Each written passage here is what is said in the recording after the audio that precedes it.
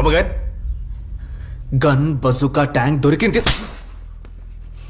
నిన్ను అరెస్ట్ చేసేవాళ్ళు, జైల్లో వేస్తుండే వాళ్ళు. నేను మాట్లాడకపోయి ఉంటే. అయితే మాట్లాడుకున్నా, నేను వెళ్తాను జైలుకి. అని దేవసింగ్ జీ, మీరు నా కోసం దెబ్బలు తిన్నారు కదా, అది ఎప్పటికీ గుర్తుపెట్టుకుంటాను.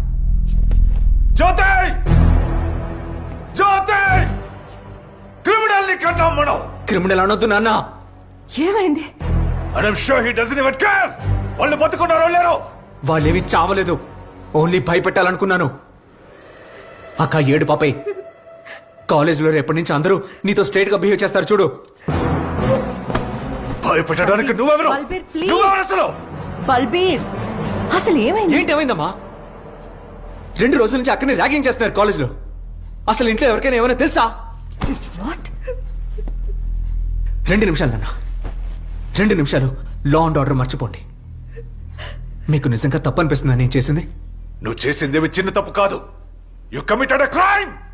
అక్క మీ మొబైల్ కి కాల్ చేసింది, మీరు బిజీగా ఉన్నారు. ఫ్యాక్టరీకి చేసి మాట్లాడితే మీరు వర్క్ షాప్ లో ఉన్నారు. యు వేర్ నాట్ అవైలబుల్ నాన్న. మీ తర్వాత who is the man in charge? I'm responsible for everything that happens in this house. Criminal అని ఇంకెప్పుడు అనకండి నాన్న.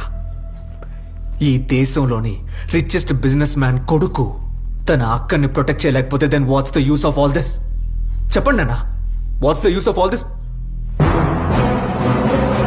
అక్కడ నేను చేసింది క్రైమ్ అని మీకు అనిపిస్తే, ఇప్పుడు మీరు ఇక్కడ నాతో చేస్తున్నది ఇది కూడా క్రైమే.